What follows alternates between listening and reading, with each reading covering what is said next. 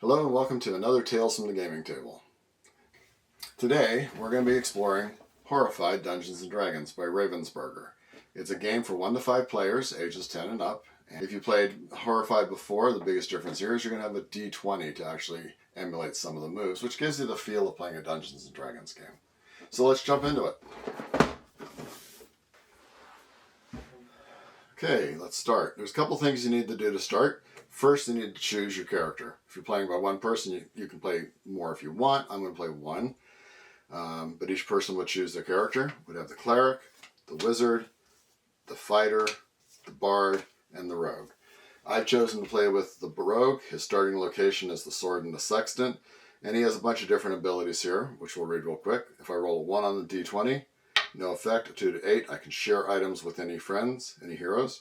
If I get a 9 through 15, I can take 2 items from the nearest location, counting to them. 16 through 19, I can take 2 items from the discard pile. And on a natural 20, I can take 3 items from the bag and gain a perk card. It is worth noting that anytime you roll that 20, you do get that perk card. Choose your monsters. For this case, I'm choosing the Displacer Beast and the Beholder. Displacer Beast starts at the Abandoned Camp. The Beholder starts at Skull Island. You can find this on the back of the card where the locations to start are. Okay? And that's pretty much what I need to set up. I have my monster cards, I have my perk cards, and I have my citizens. At the start of game, each player gets 1 perk card. This particular perk card I can reveal a lair or move a monster back to their starting location. So if a monster's getting too close to me, that's a good thing. And we're ready to play. So the player goes first. I have 4 actions that I can do in a turn. I can move him. I can guide a citizen from an adjacent location. I can pick up any number of items. I can share items between heroes. Again, I'm not going to share because I have no other heroes. I can advance a challenge by using an item at the specified location. And I can defeat the monster. So let's see what I've got. So right now there's nothing on the board. I'll take my perk card to start the game.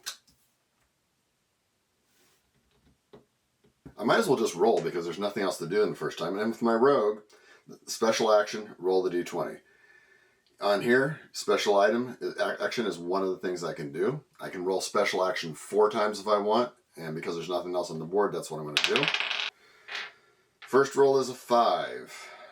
Share items, it's a worthless roll.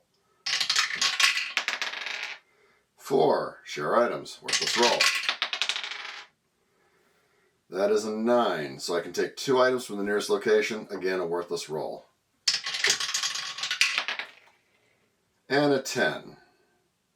Take 2 items from the nearest location. So those rolls really didn't do me anything. So now I've got to flip a monster card. Now, one thing to note, there's 2 ways to lose the game. If my terror track reaches 7, I lose. If I run out of monster cards, I lose. So I turn a citizen, Noskra Urgray. So I find Noskra Urgray in my citizens here. Okay, there we go. She starts at the Abandoned Camp, which is right where the Displacement Beast is, which is bad. And I need to get him to Skull Island, which is where the Beholder is, which is bad. Okay, so starts there. Now, when I look at the bottom of the card, it has different icons. In this case, it's got a skull and the Frenzy Beast. Well, in this case, the Frenzy Beast is the skull, and that would just mean that he would attack twice. Well, he can attack the citizens, so he's not going to move. He's going to attack. He gets 3 dice. And that's a hit, a power, and a hit. So that citizen is actually dead. I'm going to move up the terror marker and put the card down. And I forgot to lay down 3 items, so we'll do that now. I pull 3 items out of the bag. Now there's 2 ways to do this. The way the rules say, just read the card, and this one would go on Willow's Tower. And Willow's Tower is right here.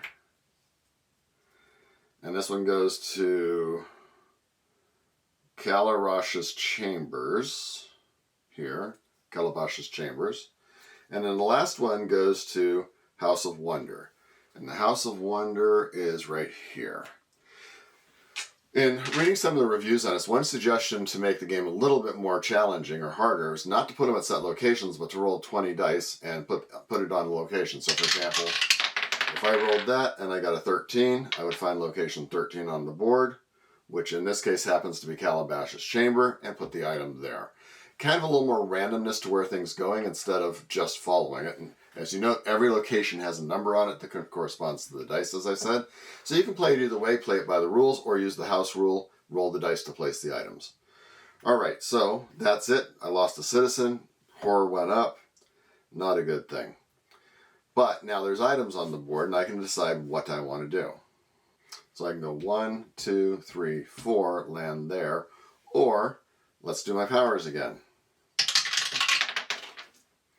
I got a 2. Share an item. Try again. Share an item. Man, my rolls are not with me. And that is a natural 20. Okay. Take 3 items from the bag and gain a perk card.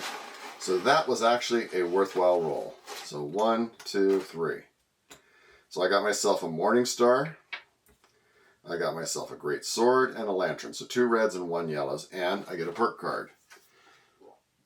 My perk card says the current player takes 2 additional actions. I might as well take those actions now. I've got 1 more action left, so let's roll again. This time I got a 15. 15, take 2 items to the nearest location. 1, 2, 3, 4. 1, 2, 3. Morning Star, I'll take that. There's not another item to get.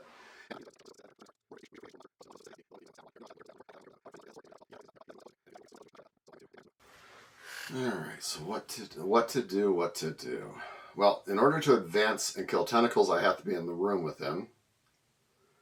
And I'm not close enough to actually make that work, because I could go 1, 2, 3, advance an action, and that would be 4 rounds, and I'd be in the room. He'd be able to attack me. So I want to be able to get in, get out as need be. So instead, I'm going to go 1, 2, 3, 4, and I'll be able to take that 1 on my next action. Alright.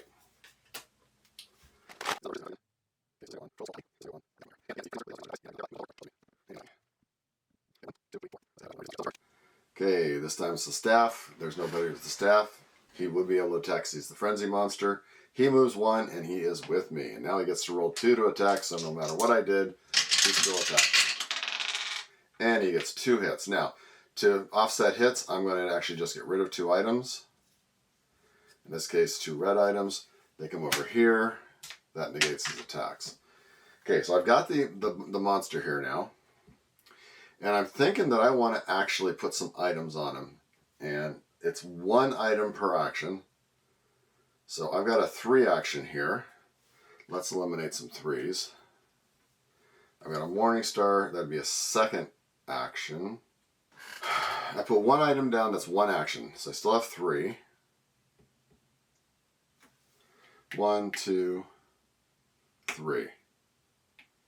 So that's my turn.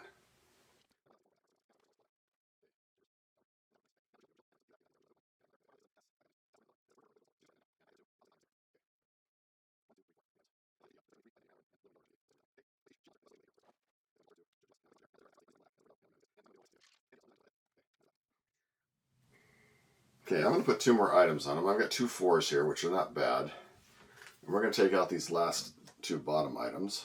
So that's 2 actions. 3, 4.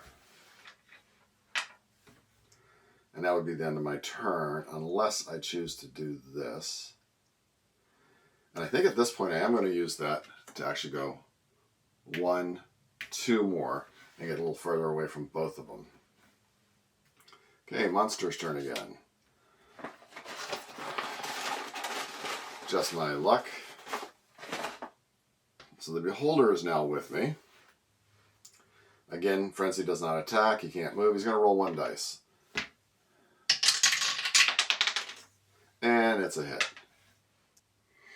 If we would hit power, he would use one of his tentacles. We didn't get that, so I'm going to lose another item for that hit. That sucks. Okay. And that's it for that one. I am going to spend 1 item to roll a d20. I got an 18. So when you look at the Beholder on an 18, 16 to 19, I will damage up to 2 eye stalks of my choice.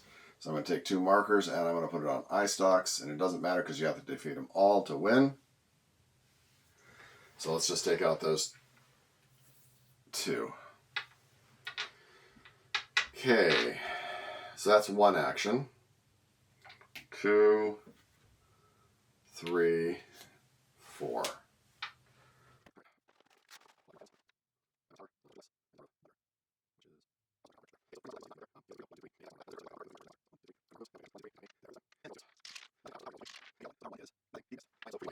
Okay, let's take a look again. He needs to move to the obelisk of the eye. So I'm going to use my guide action to bring him 1 closer. 2, 3, 4. Because his location is to get here to get him off the board to protect him from him. Okay, Savage Hunt. Move each sword monster 2 locations to the closest hero or citizen. Okay, so the sword monster happens to be the displacer beast. So we're going to go 1, 2. He's close, but he's not on me, so that's good. The frenzy monster would not attack. The one with the staff does. I can move the monster selected, which is not 1, or attack 2. So that card is done. And I got to remember always to do this.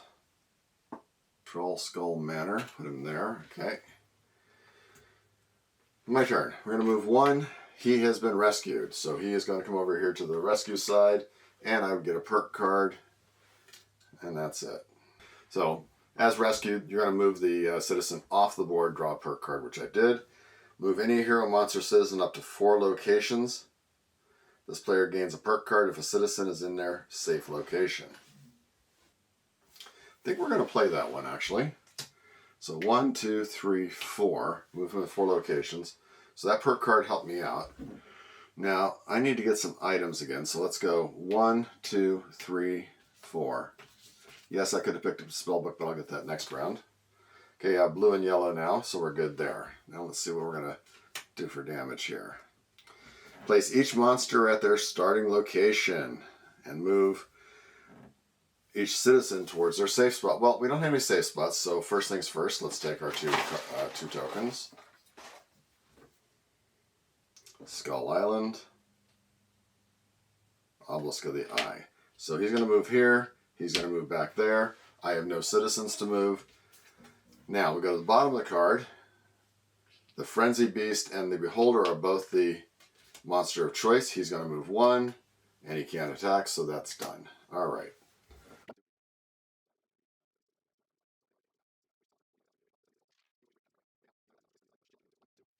I do want to advance twice on the displacer. So let's take 2 items, and we'll take out these ones here. So now I'm going to attack him. That'll be my 3rd action, so defeat. And I'm going to follow his instructions, and I'm going to roll the dice. If the dice is anything I've covered, he's defeated. But I do have to discard these to do this action. So if I fail, I'm screwed.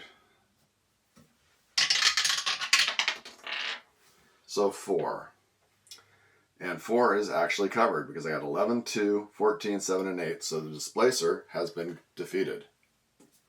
Boom. Now, when you defeat a monster, follow what the rules say. Okay, so we're going to defeat the monster. These are going to go into the discard stack over here. And when we read his card, when you defeat a monster, you get a free perk and an additional action this turn. So he's dead. I'm going to get a free perk. We move the terror track down 1. We're back to 3 where we started. And that'll be that. So we did get that terror marker down. We weren't too bad anyway to begin with. My new card says skip the monster's next phase, teleport to the tap room. That's not a bad thing to play when at the end of my turn, because then I'll get an extra set of actions. But I'm going to hold off on that for now. So he's defeated. I've got an extra action coming, but I still have my 4th action. So I have 2 actions. 1 and then 2.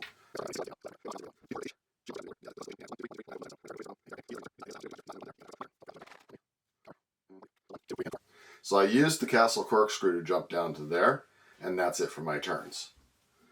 Monsters action. For each skull monster, we do not have one, so I don't have to worry about that.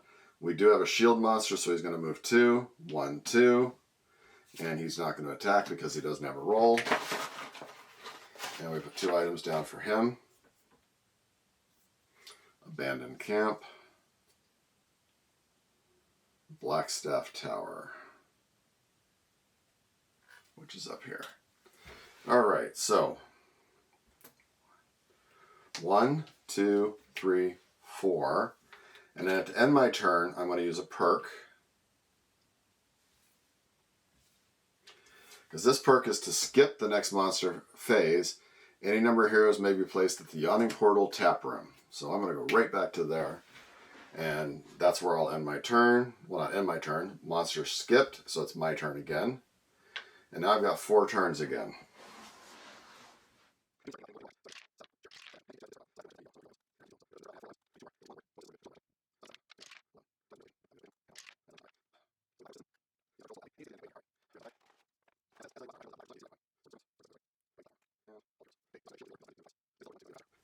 Now I have to get him down.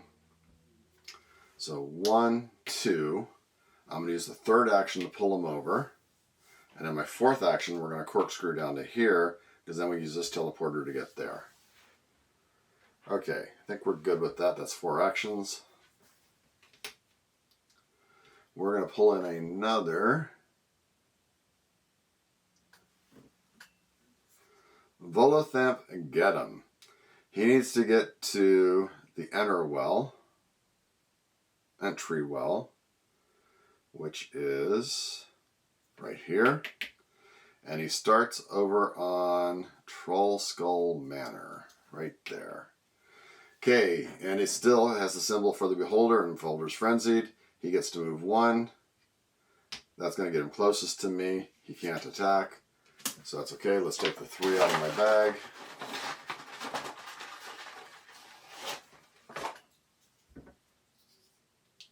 Troll Skull Manor, up there with him.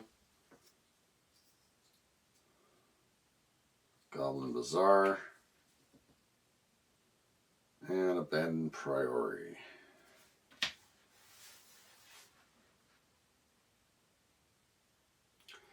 Alright, so I need to still get this guy up to the camp. So we're going to go 1, 2, 3, 4.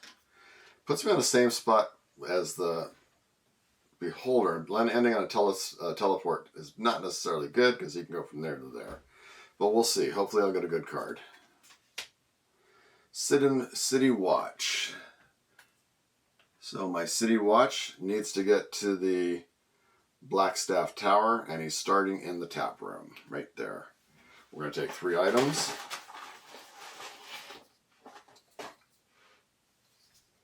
Dead Man's Corner, right there. This guy's tower. And the Goblin Bazaar again.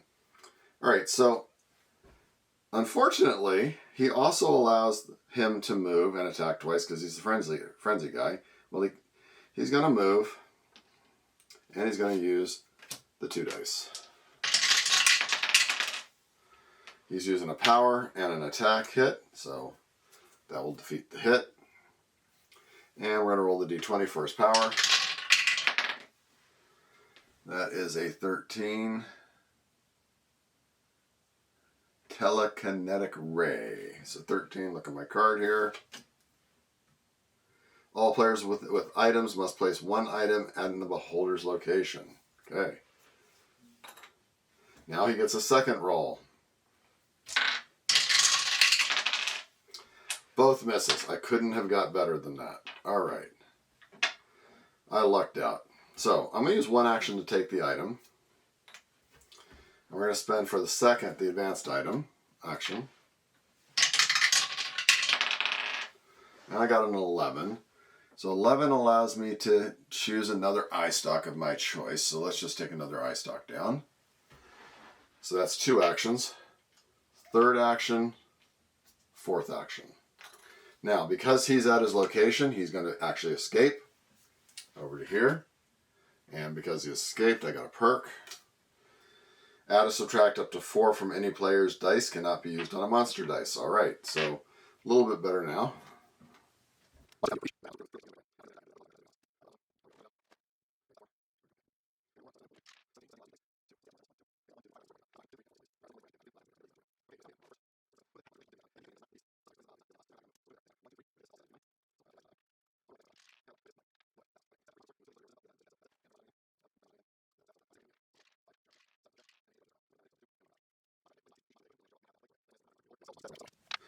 All right, 1, 2. Let's start hitting him. We are going to take 2 actions against him as our last 2 actions. So I'm going to roll twice.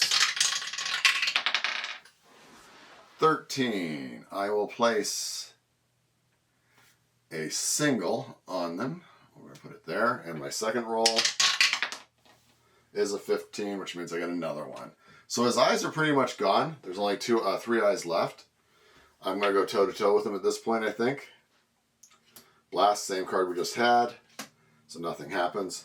So we're going to actually spend... We'll do this one turn at a time. We're going to spend 1 to roll.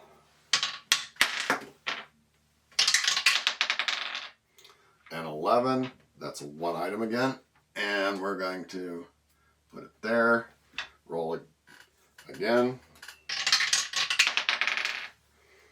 7. Again, that's 1 item. And now for the last one, and my third roll. 4, which is still a hit, and that takes out the last die. So now that all the eyes are gone, I can actually defeat him. And it says to defeat him, once you have damaged all 10 eyes, you may attempt to blind beholder's central anti-magic eye as beholder's at beholder's location. Use 6 to defeat it. And that will defeat the beholder, which I believe takes this down. And when beholder is defeated, it doesn't say anything special other than that. So thank you for watching. This has been Horrified Dungeons & Dragons, and have a great day.